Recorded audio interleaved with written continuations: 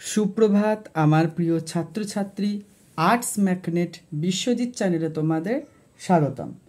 তো প্রিয় ছাত্রছাত্রী, তোমাদের উচ্চ মাধ্যমিকের চতুর্থ সেমিস্টারের সংস্কৃতের সমাস একটা অধ্যায় চ্যাপ্টার কিন্তু রয়েছে ব্যাকরণের।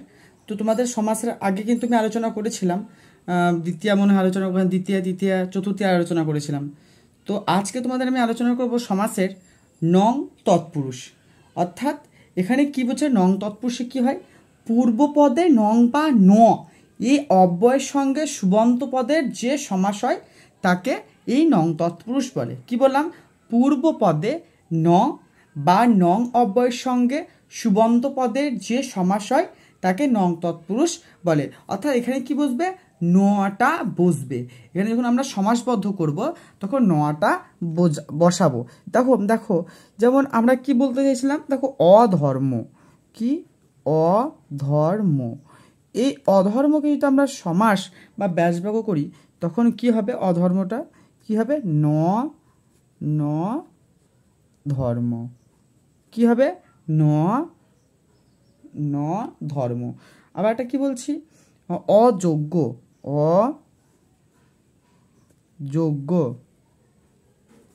অযোগ্যটা কি হবে? বিশ্বক হবে ন যোগ্য। তাহলে আমরা কি বললাম? নং তৎপুরুষ সমাসের ক্ষেত্রে আমরা সংজ্ঞা কি বললাম? পূর্বপদ। এটা আমরা কি পূর্বপদ, এটা হচ্ছে পরপদ। তো পূর্বপদে ন অব্যয়ের সঙ্গে সুবন্ত পদের যে সমাস হয় তাকে নং তৎপুরুষ সমাস কিন্তু বলে।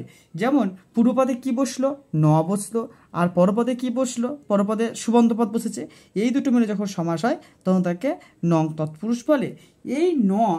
এই যে নটা বললাম, এই নটা কিন্তু 6 রকম অর্থে ব্যবহৃত করা হয়।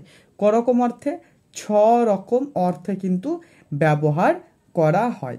কি 6 রকম অর্থ? একটা হচ্ছে সাদৃশ্য। কি 6 রকম অর্থটা কি কি?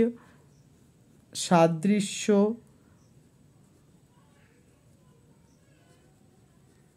অভাব, ভিন্নতা,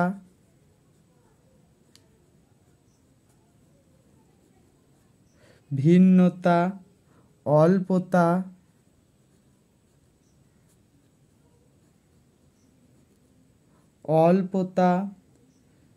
অপ্রশস্ততা,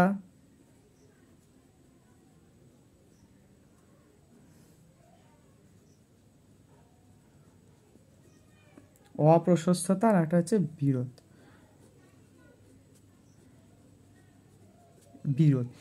এই নটা কিন্তু 6টা অর্থে ব্যবহার কিন্তু করা হয়। এই 6টা অর্থের ক্ষেত্রে এই প্রথম ক্ষেত্রে আমরা প্রথম বা সাদৃশ্য এর অর্থে কি বোঝাবে? সাদৃশ্য অর্থে এখানে বোঝায়, উদাহরণ মনে রাখবে, অব্রাহ্মণ।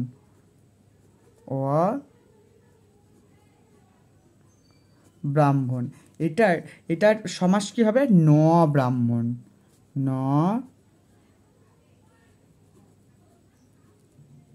ব্রাহ্মণ।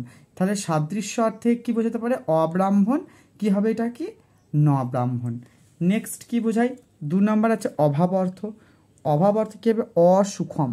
অভাব অর্থে কি? উদাহরণ কি? অসুখম। অভাব অর্থে কি? অসুখম। কি বসবে? ন সুখম। কি বসবে? ন সুখম। কি বললাম? অভাব অর্থে কি বসবে? অসুখম। সেটা সমাস কি হবে? আমরা আগে বলছি নং তৎপুরুষ সমাসে পূর্বপদে কি হয়? ন হয়। আর কি আছে? ভিন্নতা অর্থে কি বললাম?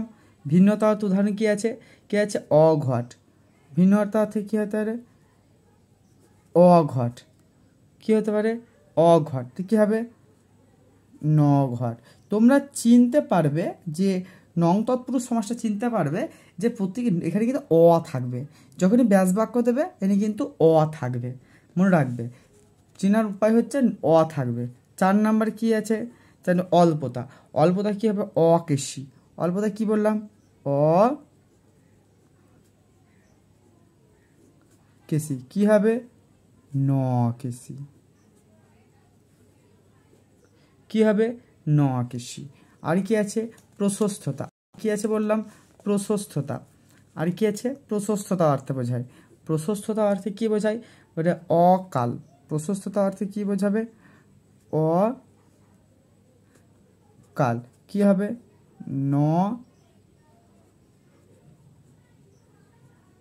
নকাল। আর ঠিক হবে 6টা কি? বিরত অর্থে। বিরত কি হবে? অসুর। অসুর। অসুরটা কি হবে?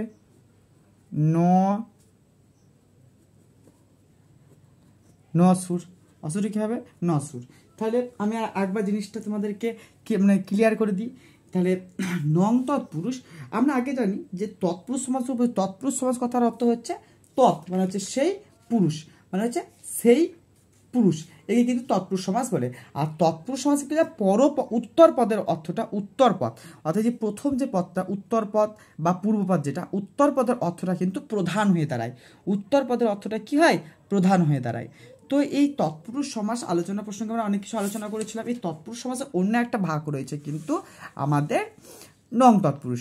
অন্য একটা ভাগ কি রয়েছে? নং তৎপুরুষ। এই নং তৎপুরুষ সমাসের সংজ্ঞাটা আমি কি বলেছিলাম? যে পূর্বপদে নং অব্যয়ের সঙ্গে সুবন্ত পদের যে সমাস হয় তাকে নং তৎপুরুষ সমাস কিন্তু বলে। পূর্বপদের ন বা নং অব্যয়ের সঙ্গে পরপদের যে সুবন্ত পদের যে সমাস হয় তাকে কিন্তু নং তৎপুরুষ বলে। এই ন এর অর্থ কটা বলেছিলাম? এই নং এর অর্থ কটা বলেছিলাম? 6টা। সাদৃশ্য, অভাব, ভিন্নতা, অল্পতা, অপ্রশস্ততা, বিরোধ, এই 6টা অর্থে কিন্তু ব্যবহার করা হয় নংটাকে। সেই উদাহরণগুলো কি বললাম? সাদৃশ্য অর্থে ন তৎপুরুষ উদাহরণ কি? অব্রাহ্মণ। ন ব্রাহ্মণ। দেখো অব্রাহ্মণে বিসর্গ আছে বলে নতে বিসর্গ হয় না কোনো ক্ষেত্রেই, বিসর্গ হতে হবে ব্রাহ্মণে। তাহলে দেখো অসুখম, কি আছে? ন সুখম, কোনো বিসর্গ নেই, দরকার নেই। তারপরে কি আছে?